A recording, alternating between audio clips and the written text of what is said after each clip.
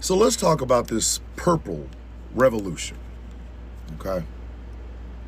It's brought about by a bunch of people who now realize that voting for Donald Trump was stupid. It was idiotic, and they shouldn't have done it. Now, these people are coming to the table with the apologies and trying to bridge the divide. You know, a part of me, a little tiny part, wants to believe in this. It does. A part of me wants to heal the divide between the left and the right, between conservatives and liberals. A part of me wants to, a very small part, because the majority of my mindset is this: now you want help?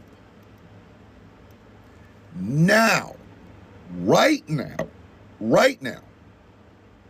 after the damage that has been done in almost 10 months, now, you want to unify.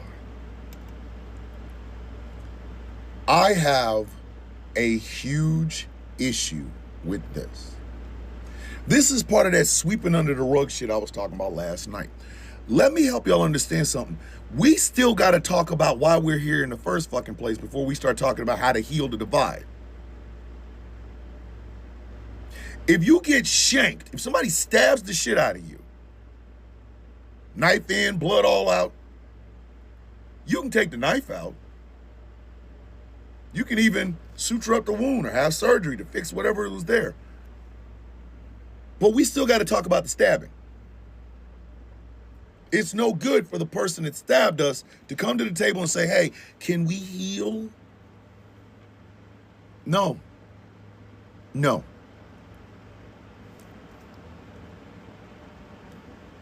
All of last year, the ally rose and the accomplice stayed back.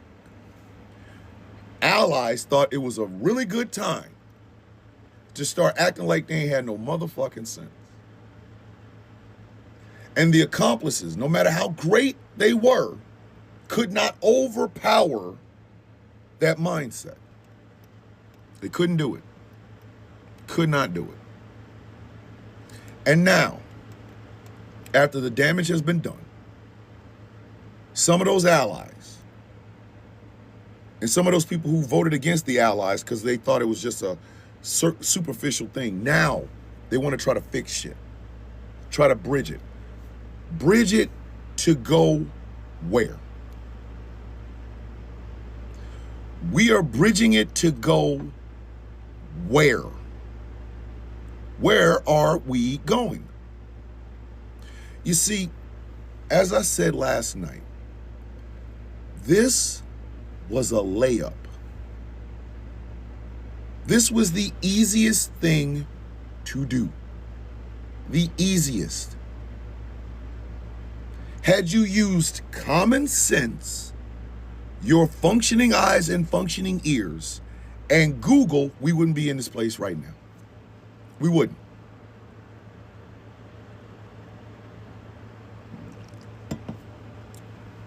It is the equivalent of people still protesting at Kamala Harris's book signings. At this point, it just looks like they're scared as shit. To go anywhere near a Trumper or a Trump rally or anything like that, they're afraid. You notice they did not picket at Charlie Kirk's funeral. Why? Because them people would have broke their foot off in their ass. That's why the arrogance of these people makes me sick. But back to this purple revolution. This isn't just a one election thing. This is 10 years. 10 years of lying, manipulation, grifting, of racism, of anti-blackness, of anti-black woman, of using pain and suffering in the Middle East as a reason to be an asshole here in the United States, of thinking about other places before you thought about here. This is 10 years of this. 10. This is, I voted for Trump in 2016, I voted for Trump in 2020, I voted for Trump in 2024. This is listening as they're eating the dogs, they're eating the cats, not a reason for you not to vote for the motherfucker. The 34 felonies, not a reason for you not to vote for the motherfucker. And the saddest commentary about all of this is that we didn't need to be here. We didn't. We did not need to be here. It is being so fucking self-centered as to believe that a candidate has to do the work for you. It is advocating your right as an employer of said candidate, of not doing background checks, of not doing Google searches, of not fighting against misinformation and disinformation, of believing lies before you even attempt to believe the truth. You think you're going to just sweep that away? No. No. You're not. Because you can't. On a worldwide stage, with the entire planet looking at us, part of these people in this purple revolution, knowing how incredibly detrimental this man was going to be, elected him in 2016 over the more qualified Hillary Clinton. They tried to elect him again in 2020 after that display of not even being able to contain himself in that debate between him and Joe Biden about January 6th. How many people in the Purple Revolution were a part of January 6th? Of knowing that this man has no ideas. All he has is slogans. And not using critical thinking and your own goddamn common sense to see that it does not matter what comes out of this man's mouth, he's not going to do any of it. It is being arrogant, dancing for Trump, Trump tattoos, Trump stickers all over your car, MAGA hats, MAGA shirts. It's all of that, which culminated in 2024. When everybody could have used common sense and made sure this existential threat never got to the White House. It is the racism, sexism, homophobia, xenophobia, anti-Semitism, Islamophobia, transphobia, and ableism that has carried, as this man has carried with him since 2015, and you knowing it and not giving a fuck.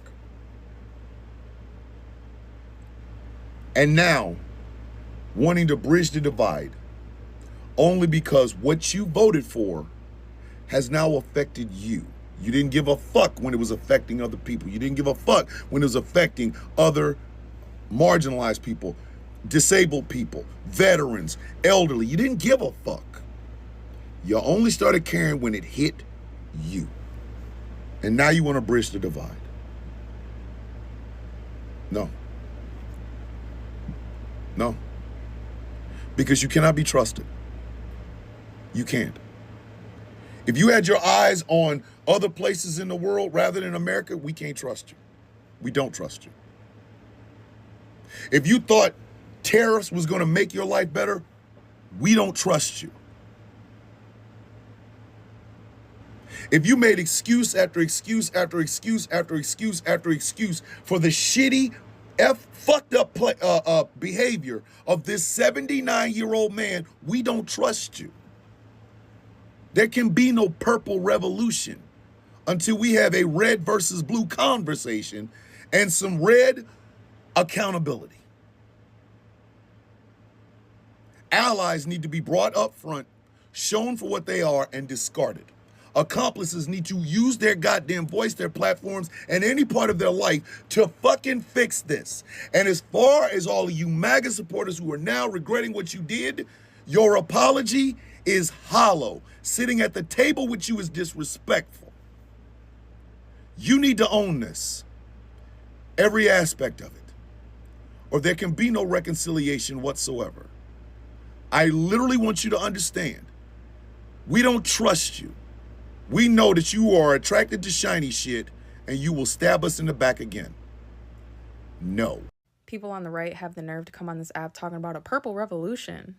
Let's all come together in kumbaya and fight this administration. We can deal with our petty differences later. Why now? Because now the economy's bad and his tariffs are ruining everything and people are losing their jobs and prices are high and now it's hurting your pockets. So now we got to come together? Meanwhile, a judge's house just got bombed in South Carolina because she had the nerve to tell Trump no. No, you can't have the personal information of 3 million people who voted in South Carolina. Their names, addresses, phone numbers, social security numbers. Why does Trump's DOJ want all that information right before the midterms? They're not giving any reason to why they want it. Trump just signed an executive order talking about non-citizens can't register to vote.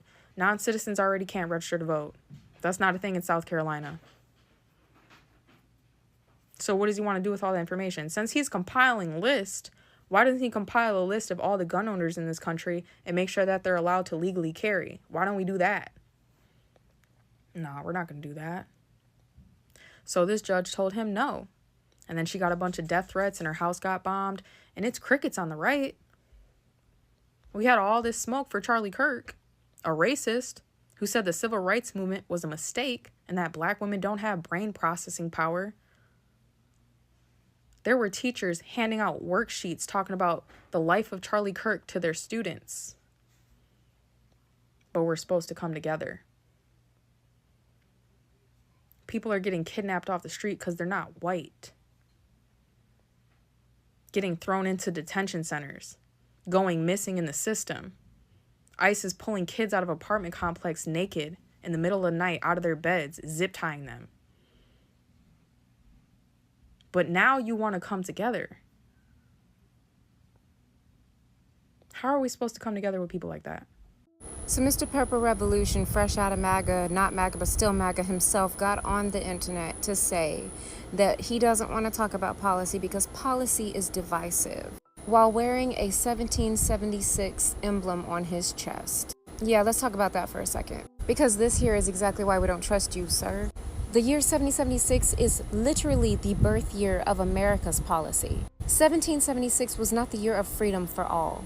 It was freedom specifically for white men, land-owning white men. That year marks when a handful of elite men got together and decided to write policy that would dictate who gets to be human, who gets to vote, who gets to own land, and who gets to be owned as land, as property. Oh, that wasn't just a so-called revolution. That was a business plan. Oh, and the Constitution? Policy. The Declaration of Independence? Policy. The system that said all men are created equal while simultaneously enslaving black people and erasing entire indigenous nations? That's policy in action. Baby, 1776 was the blueprint for every law that came after. Every Jim Crow, every red line, every prison pipeline. That year marked the birth of the idea that freedom is negotiable and that equity can be delayed, which is exactly what y'all are trying to tell us that we need to do for this unity purple revolution to work. So of course you would have that emblem on your shirt. So when you say policy is divisive, I need you to understand that 1776 was the division. It's literally the founding policy that split humans into categories by worth. So that shirt you're wearing is not about patriotism, it's about preservation of power. And that is why we don't trust you when you say unity. Because the kind of unity y'all are talking about is the kind that keeps us silent while it makes the rest of y'all comfortable. So let's keep it 100. You're not mad about division. You're mad that you're actually feeling the consequences of the policy that you've been voting to be enacted against the rest of us. The policies that you didn't think were going to touch you or negatively impact you. It wasn't divisive when it was working in your favor, but now that we are calling attention to how it's negatively impacting us, now you want to say it's divisive. Baby, policy is the very thing that y'all have been voting for that has been negatively impacting us for decades. And let's be 100% real. Y'all only want to change the part that are negatively affecting you. You don't care to hear about the other parts. You don't care to change the other parts that are impacting us, that we've been yelling and screaming about. And at this point, we're not talking about parties anymore. It's not red, blue. And let's be honest, we're not even talking about parties anymore. Red and blue, those are just polite cover names for anti-human and pro-human. And being pro-human is non-negotiable. It's that simple. The problem is that y'all cannot stop imposing y'all's beliefs and y'all's views onto everyone else by the votes that you cast that turn into policy that are then weaponized and used to govern our bodies, our rights, our freedoms, our wombs, our wallets, our food, our children, our identities, our existence. Yeah, policy is divisive because y'all weaponize it to use it against people who don't believe what you believe. But see, divisiveness was never a problem when y'all were on the winning team. But now that we're forcing y'all to look in the mirror, all of a sudden it's divisive. When it's a woman's right to choose, it's divisive. When it's black people wanting equity, it's divisive. When it's queer folk demanding the safety to exist, it's divisive. See, but when it came to banning books, bombing communities, writing laws that govern our bodies, suddenly we don't hear anything about it being divisive. Baby, that's not unity. And I'm so sorry, but the policy is the battleground whether y'all like it or not. And I'm gonna tell you right now, the problem is also the people who write the hateful policy, the people who vote for the hateful policy, and the people who act like they want peace when that same policy negatively affects them. But we're supposed to trust y'all?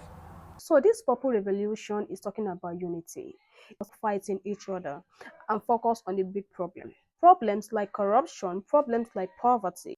Of course, some people see this as hope, while others see this as danger. But from the left-wing view, we have reason to be critical. Why? Because unity sounds nice, but it often means the powerful don't have to change.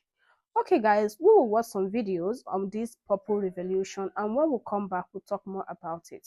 Do well to like, share, and subscribe to my channel if you have not subscribed. We'll be back. Purple Revolution is merely a cop-out from people in the MAGA cult that are currently deconstructing. And deconstructing is a great fucking thing. However, you do not get to say, let's meet in the middle. The middle was technically Joe Biden in 2020. That's what a lot of Republicans came to our side to help defeat Donald Trump. And look where it got us. Purple Revolution made you guys more angry because you guys were so deep in the fucking cult you couldn't handle the loss. Then you led an insurrection in January 6th. So no, there is no fucking purple in 2025. That happened in 2020. And if you haven't noticed, the Democratic establishment has been pushed away. We don't like the Democratic establishment from the left.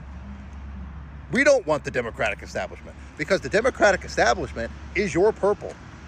The Chuck Schumers, the Hakeem Jeffries of the world, that's your purple. The purple is not where the Democratic Party needs to go. That's not where the voters want. Look at Zohran Mamdani in New York City. He is running on left policies.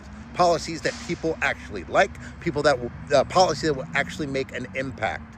Things that are popular are taxing the fucking rich.